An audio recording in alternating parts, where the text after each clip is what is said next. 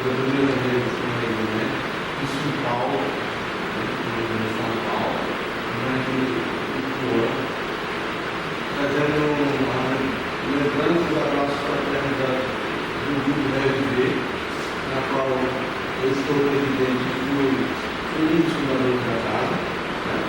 RV é Recanto Espírita de Liberdade. Reviver, viver. Então você tem que reviver da esquerda para a direita e da direita para a esquerda. Bom,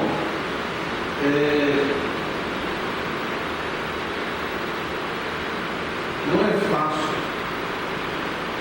a gente viver na vida onde tantos problemas, onde tantas questões que nos levam para a vida. E há em nossa existência indagações, perguntas de porquê disso, porquê essa situação, como eu poderia sair disso e por que isso aconteceu comigo. Diante dessa reflexão questionada, talvez haja uma inquietação, de certa forma, de ausência de solidariedade. E alguém pode perguntar, como é que pode ter ausência de solidariedade diante das encarnações que a gente faz perante a própria vida, perante tudo que nos serve? Porque quem sofre ou quem passa por imensas dificuldades acha que só ele passa. E aí a gente não consegue entender, eu faço a seguinte pergunta. Ou melhor, ele faz a seguinte pergunta. Por que eu? Por que eu passo por isso? Porque certas coisas acontecem comigo. E eis a questão que a gente colocou, que é a falta de solidariedade, porque estamos em torno de 7 bilhões de seres encarnados, vivos, caminhando, devemos se apressar também para os 8 bilhões. E não fazendo a seguinte indagação diante esse quantitativo de pessoas encarnadas. Também eu. Quando eu faço a seguinte proposta, também eu, diante do problema em que eu estou passando, isso faz com que eu reflita que não estou sozinho na hora da dificuldade. Há outro quantitativo de pessoas que passam por um grande problema, que eu também passo por uma hora da dificuldade. E nisso a gente lembra uma proposta de Jesus, né? Que não se coloca remendo novo e pano velho. E Deus não dá fardo pesado nos valores velhos. Nós estamos falando que toda e qualquer dificuldade ela pode ser suplantada, ela pode ser superada. Então o que é que distingue nós outros daquelas pessoas que fazem parte de verdade de luta, da legião daqueles que dizem também eu? O que eles fazem é que eles conseguem vivenciar, ou tentar vivenciar aquilo que é acredita, na proposta filosófica, na proposta religiosa, e na proposta de mudança de comportamento. Todos, sem exceção, passam por dificuldades, que é natural, são naturais as dificuldades. Mas o que distingue um do outro é como cada um enfrenta essas dificuldades. Aí a gente acha que grandes luminares, grandes espíritos novos, aquele cafeteirista Minas, né? Acha que Chico nunca passou por um problema, que sempre a irmãozinho estava no braço dele. Quando ele vai para aqui, vai para ali, não foi assim. Nem sempre foi assim. Tanto é que uma das palestras que a gente assistiu recentemente em vídeo, Divaldo comentando a dificuldade de ser médium. E aí Divaldo faz a seguinte reflexão: nunca, jamais eu pensei que alguém tivesse algum ranço, alguma raiva, alguma mágoa de Chico Xavier. E aí ele nada, certa feita. Chico conta para ele: ser médium não é fácil. Ser médium passando por imensas dificuldades Chico narrando para ele. Certa feita eu passei por uma de Valdo, que foi para mim muito dolorosa a situação. E aí, Chico narra. Estávamos nós outros conversando em um momento, no qual comecei a contar determinadas histórias, determinados fatos, determinadas ocorrências. Eu percebi que alguém do grupo ficou uma cara dura, enraivecida, e enrijeceu o rosto. De certa forma, eu fiquei parado para refletir mais, dei continuidade a minha narrativa. E Chico fala para o Paulo. Começando a falar, começando a colocar as situações. Terminou aquele evento, aquele bate-papo, aquele diálogo. Ele dá uma oportunidade para a tarefa normal. Só que ele tinha percebido ao longo de alguns meses que aquele frequentador, que era mais que frequentador, ele estava lá na casa, ele militava na casa, militava ao ponto de participar das reuniões de período de sessão, reuniões de julho, reunião da parte doutrinária, e também da reunião de assistência social, de socorrer as pessoas em vulnerabilidade social, que tem dificuldade no contexto social. Nisso, Chico percebeu a ausência do governo ao longo de alguns meses. E ele questiona a rival, a Emmanuel. Eu estou sentindo falta de fulano e tal. E rememorizando, comecei a perceber a ausência dele depois do que eu falei. Percebi certos comentários. Eu senti que a partir daquele comentário que eu pensei, eu falei, ele não mais verdadeiro mais. O que o senhor acha? Aí eu não cheguei para ele e disse, você que sabe. Você acha que eu deveria pedir desculpa se eu falei alguma coisa que o tinha oferido, que o machucado? Aí eu não disse para Chico, tá. Nisso, Chico narra para Divaldo. Eu escolhi nos dias da semana que eu não tinha reunião para fazer essa visita. Ontem o Divaldo ele não sabia se foi na quarta ou se foi na quinta-feira. Bom, voltando do dia, ele fez o ato. Chico. Foi a casa do companheiro, militante, da casa, trabalhador. E Chico bate na porta. Ele abre a porta, ele tem aberto olha para Chico. Pois não, veja, frio, pois não, Chico. Eu posso entrar, isso passando alguns segundos.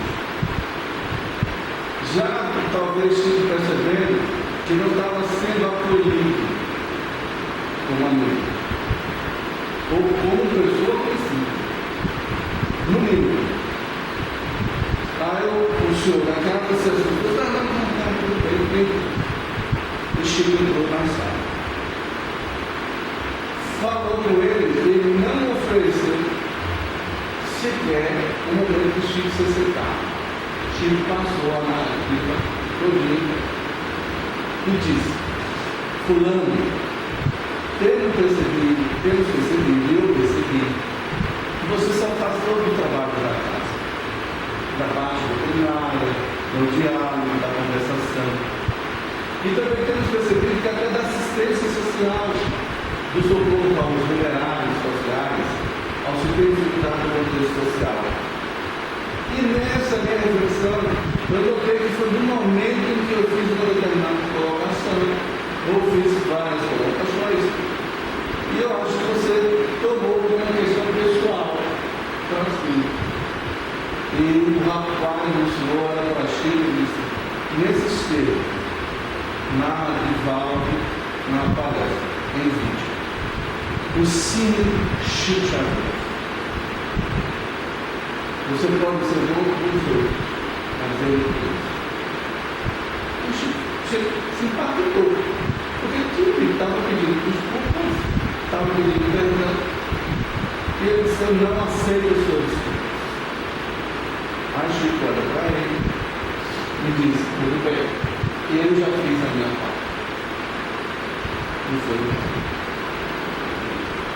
Chico consegue, então, mostrando para a nossa reflexão da noite de hoje, que cada um de nós iremos passar por situações, às vezes das mais delicadas, das mais difíceis, mas jamais as das mais impossíveis.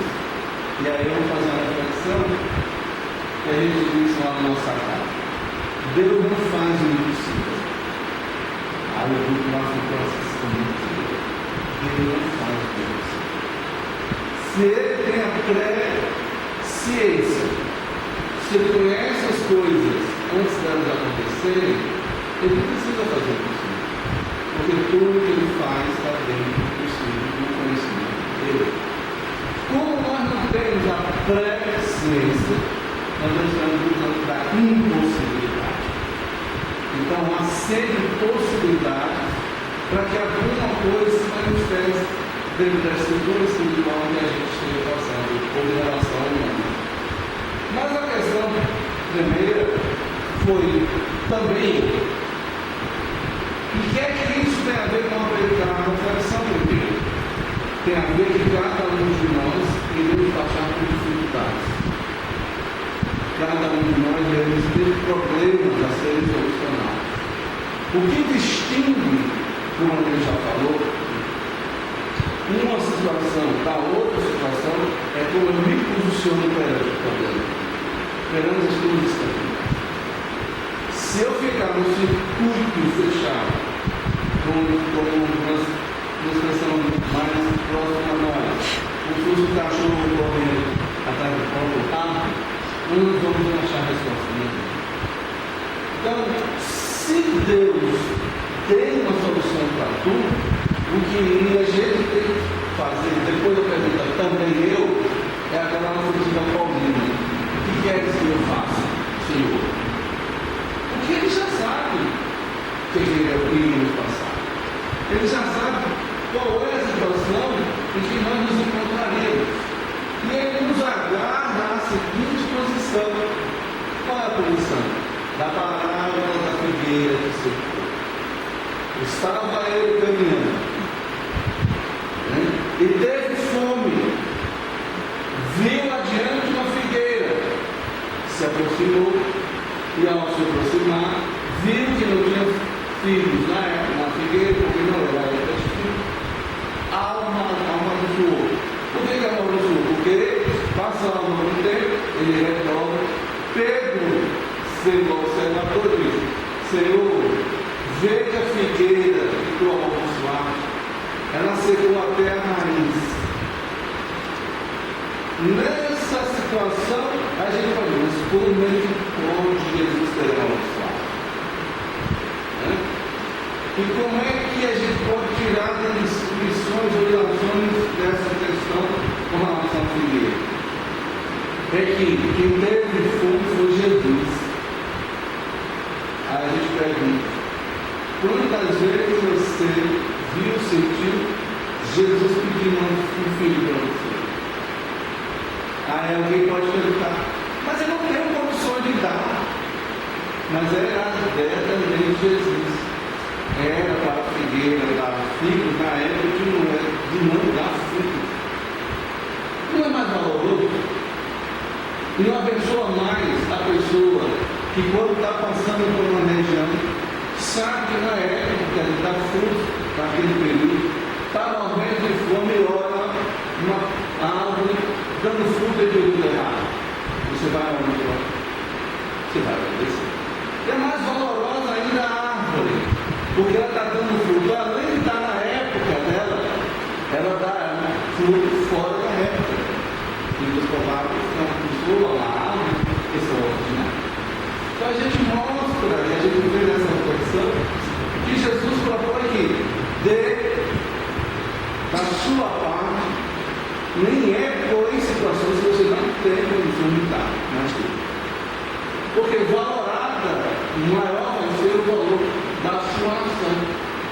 Por quê? Porque a questão não é de quantidade, é de profundidade. Então, É o que André Luiz propõe para nós no livro Nosso Lar, acho que o grupo é o bônus horas. O bônus horas, se a gente prestar atenção, não é o quantitativo de hora que você vê, não. É a qualidade de hora que você entendeu para o trabalho. E se a gente for analisar a reflexão do vídeo, do filme, qual foi o tempo que ele fez? Foi a entrega do trabalho. Ele se identificar com o trabalho. Ele doar-se na questão. E aí voltando à reflexão primeira da pergunta. Não é porque eu também, na situação de dor ou na situação de angústia, quando nós encontrarmos dentro do padrão ou numa área, é sempre perguntar. Também eu sofro, como tantas outras pessoas passam por dificuldades. E lembrando que eu não cheguei de graça. Eu fui levado por uma atitude minha. E aí a gente tem que fazer uma reflexão. Deixar a questão da humildade. Quem fez a besteira, quem se equivocou, e quem se encontra na situação, quem me levou fui eu próprio, através do mundo das minhas atitudes, através do meu comportamento. Certa feita, dando um estudo de ESE na Federação de Ciências do nosso estado, do Rio Grande do Norte, mas precisamente na capital, tinha um jovem casal, o rapaz estava numa casa e estando bufando, que nem dragão. Aí ele olhou assim, aí disse, está tudo bem, Fulano? Aí já, ele passou por uma situação, hoje, aí disse, eu abri a tampa do esgoto. E aí, todo mundo ficou, eu abri a tampa do esgoto, não aguentei, disse, que bom que você abriu a tampa do esgoto. E eu assim, virou, isso é. Aí eu disse a ele, que bom que você abriu a tampa do esgoto, porque você viu que o esgoto estava sujo, aquele caixa de gordura. Você acha que está tudo bonitinho, está tudo lá. Você só vai perceber que tem excesso de gordura quando estoura. Não há nada pior do que uma caixa de fermentida, uma caixa de gordura, não é verdade? Então aí o que foi que ele fez? Aí eu disse, não, falei assim, você não percebeu que quando você abriu a tampa do esgoto, você percebeu que o cano, que é o seu mundo interior, que o esgoto, que é a sua estrutura comportamental, não estava tão limpa quanto você pensava? Você não percebeu que ela estava suja e precisava ser limpada? Não consegue. Porque você quebra a ilusão de achar que está tudo bem, está tudo mil maravilhas. E de repente o que acontece? A teia de areia toma conta, o moribundo faz a sua casulo, e aí ele começa a querer desmontar o instrumento. Mas por que a gente não fez o processo de prevenção? Porque a nossa estrutura e o nosso comportamento é sempre para, não, depois eu faço, não, depois eu vejo. Lembrando que Deus vai dar o resultado sempre depois. Porque não é assim que você age. Por que ele está pedindo? Previna-se depois. Diante da reflexão, já que você não conseguiu se prevenir, então vamos trabalhar na remediação. O que é que nós podemos fazer diante do fato que não pode ser mudado, não pode ser alterado? Eu tenho que atravessar a questão, eu tenho que vivenciar. É saber o que me levou para essa situação. É o vigiar de Jesus. É ser prudente. Não tente pressa, acautelar. Por quê? Porque muito desejo, e esses desejos que nós temos nos levam às precipitações que nos convida depois à remediação. E aí a gente entra no campo que, infelizmente, dentro da nossa estrutura espiritual, digamos assim, espíritos ainda na faixa mediana, pelo menos na minha faixa, não sei se é uma que está acima disso. se está querendo aprender, como diz Emmanuel, se junta dos maus melhores para ficar bom, igual a eles. É isso que ele está falando. Então, o que acontece nisso? Eu tenho que compreender. Eu tenho que buscar uma resposta. Eu tenho que modificar o quadro. Se eu não posso operar aquilo que não pode ser operado, eu tenho que não me limitar no limite que eu não quero. Porque muita gente se limita na limitação que ela própria tem. É como algumas pessoas, né? Não me fala agora no livro Ponto e Apolo do Velho Tempo. A gente identifica-se com aquilo que é do nosso interesse. Taça, base, o grupo de Jesus, os apóstolos, todos tentando da cartilha, da podridão do cachorro que estava morto em determinado local. Mas só Jesus percebe a arcada do carne do cachorro. Então, o que nós possamos compreender? Que papel estamos fazendo na vida? E há uma questão do psicólogo italo-americano, filho de nascimento italiano de sangue, de mãe, e americano de nascimento. Eles não adianta você querer ser aquilo que você não é. Por mais que você se esforce, você sempre será o segundo, quando for melhor naquilo que você deseja. Mas nunca será o primeiro, já que você não pode ser aquilo que você não é. E em outras palavras, ele diz: se você quer ser, se você é uma pera, ele diz, se você é uma pera, não adianta você querer ser a primeira maçã do mundo. Você nunca vai ser. Porque a sua estrutura mental, o seu comportamento, o seu modo de ser é para ser feira. Por mais que você batalhe, esforce, canse, lute para ser a melhor maçã do mundo, você sempre será assim. Porque alguém é primeiro. Porque essa pessoa fez a escolha da natureza que ela tem e se melhorou na natureza que ela possui. Então, que nós possamos compreender qual é o nosso papel diante da vida. Não é o porquê eu sou, mas para que eu sou. E também a colocação deles fez, né? Não só eu, também eu. Até nisso, quando só eu sofro, há um quê de egoísmo dentro da nossa sofrência. E é um quê de valoração demais no problema que nós estamos passando. Nisso, como sempre, Jesus deu a resposta, dizendo para nós: a cada dia basta o seu mal. Não adianta você se preocupar com algo que talvez nunca aconteça. É bem provável que quando algumas coisas aconteçam, você não esteja presente. Como disse uma vez a doutora, o problema, meu irmão, não é que o avião caiu. O problema é que você está no nosso Deus caiu. Porque o avião cai, não é verdade? Acidente de carro acontece. O problema é isso. Se o problema é que eu dentro do contexto, então eu tenho que solucionar a minha postura no meu contexto de problema.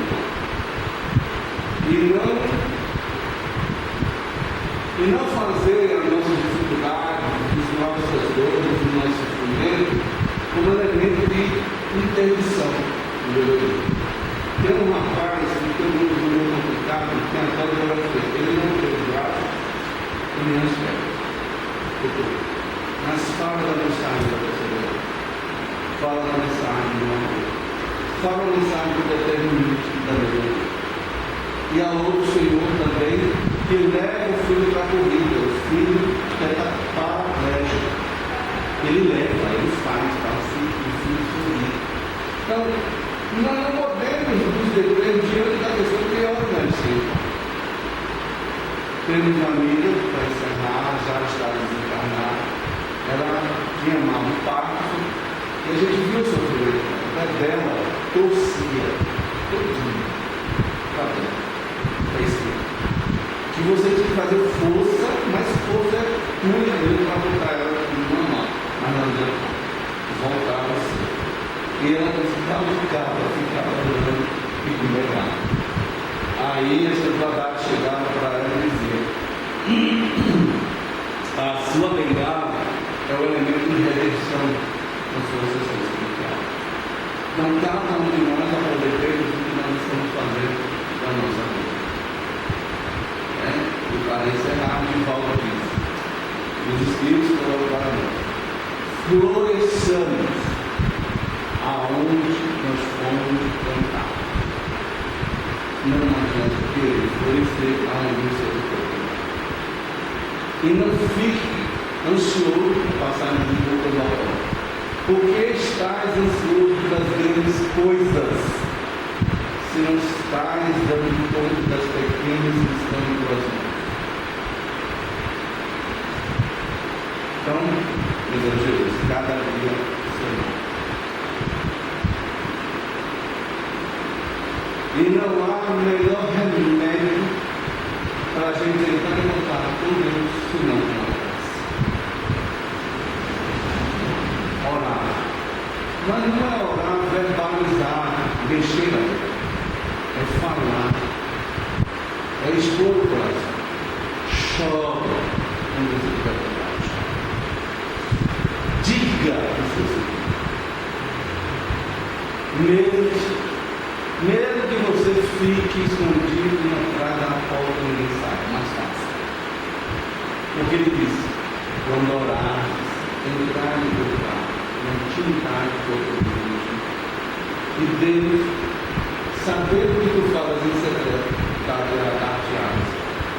Então, meus irmãos, eu abraço a terra, e todos nós fazemos a casa da igreja, aqueles que têm verdade. Para que nós entendamos os esforços.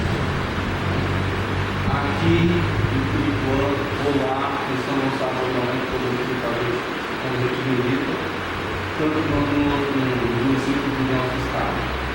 É a necessidade da renovação, da transformação. É a renovação, é sinal que você não renovou-se primeiramente, você deve renovar. Como eu sempre digo, a pior coisa não é a educação, é educar. Porque você aprendeu uma coisa que achava que era verdadeira e ele falou que era errado. É para você tirar aquele hábito e mudar o que é correto. Mas a gente espera e que nós possamos fazer esforço para encontrar uma direção má. Que Jesus nos abençoe, que Jesus nos dê sua paz, hoje sim. Isso é